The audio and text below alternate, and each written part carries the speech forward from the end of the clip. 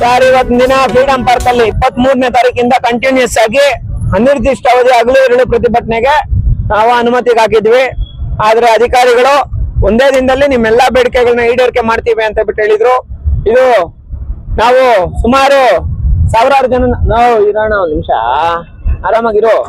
Okay, ಸುಮಾರು ಸಾವಿರಾರು ಜನ ಸೇರಿಸಿ ಒಂದು ಹೋರಾಟ ಮಾಡ್ಬೇಕು ಅಂತ ಮಾಡ್ತಾ ಇದೀವಿ.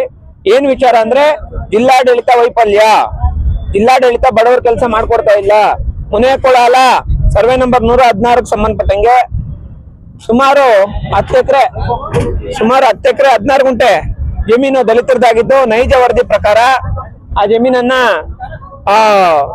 ಖಾತೆ ಬದಲಾವಣೆ ಮಾಡಿ ದಲಿತರ ಹೆಸರು ಖಾತೆ ಕೂರಿಸ್ಬೇಕು ಅಂತ ಬಿಟ್ಟು, ಮತ್ತೆ ನಮ್ಮ ಕೊಡಿಗೆಹಳ್ಳಿ ಗ್ರಾಮದ ಬಿಡಿಎ ಸುಮಾರು 15,000ಕ್ಕೂ ಹೆಚ್ಚು ಮನೆಗಳನ್ನ ಡೆಮಾಲೇಷನ್ ಮಾಡೋದಕ್ಕೆ ಬಿಡಿಎ ಅಧಿಕಾರಿಗಳು ಪ್ಲಾನ್ ಮಾಡಿರೋದಕ್ಕೆ ಸಂಬಂಧಪಟ್ಟ ಕೆಳಕಟ್ರಪ್ಪ ಅಲ್ಲಿ ಬಿಡ್ರಿ. ಸಾರಿ ಓಕೆ ರೈಟ್.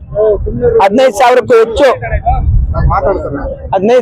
ಹೆಚ್ಚು ಮನೆಗಳನ್ನ ಬಿಡಿಎ ಅಧಿಕಾರಿಗಳು ಡೆಮಾಲೇಷನ್ ಮಾಡೋದನ್ನ ಖಂಡಿಸಿ ಯಾವುದೇ ಕಾರಣಕ್ಕೂ ಒಂದೇ ಒಂದು ಮನೆ ಕೆಡೋದಕ್ಕೆ ಬಿಡಲ್ಲ. ನಮ್ಮ ಸಂಘಟನೆ ವತಿಯಿಂದ ನಾವು ಅವ್ರ ಪರವಾಗಿ ನಿಂತ್ಕೊಂಡು ನಿರಂತರವಾಗಿ ಕೆಲಸ ಮಾಡ್ತೀವಿ ಅಂತ ಹೇಳ್ಬಿಟ್ಟು ಹೇಳೋದಕ್ಕೆ ಈ ಒಂದು ಹೋರಾಟ. ಅದ್ರ ಜೊತೆಗೆ ಬೈಪ್ನಹಳ್ಳಿ ಗ್ರಾಮದಲ್ಲಿ 4 ಎಕರೆ ಜಮೀನನ್ನ ಬಡವರು ನಿವೇಶನಗಳು ಮಾಡಿರೋಂತ ನಿವೇಶನಗಳು ಅಂತ ಹೇಳ್ಬಿಟ್ಟು ಮೀಸಲಿಟ್ಟಿರೋಂತ ಜಮೀನ ಕೆಲವು ಭೂಗಳರು ಬಲವಂತವಾಗಿ ಒತ್ತುವರಿ ಮಾಡ್ಕೊಂಡಿರೋದನ್ನ ಖಂಡಿಸಿ, ಮತ್ತೆ ಇಂತ ಹಲವಾರು ಸಮಸ್ಯೆಗಳನ್ನ ಈಡೇರಿಸಬೇಕು. ಮತ್ತೆ ನಮ್ಮ ಗುಂಜೂರು ಗ್ರಾಮಕ್ಕೆ ಸಂಬಂಧಪಟ್ಟಂಗೆ ಸರ್ವೆ ನಂಬರ್ 220/7 ಅಲ್ಲಿನೂ ಬಡವರ ಜಮೀನ್ ನಕಲಿ ದಾಖಲೆಗಳು ಸೃಷ್ಟಿ ಮಾಡಿ ಕಬಳಿಸಿರೋದನ್ನ ಖಂಡಿಸಿ ಇವತ್ತಿನ ದಿನ ಇಂತ ಹಲವಾರು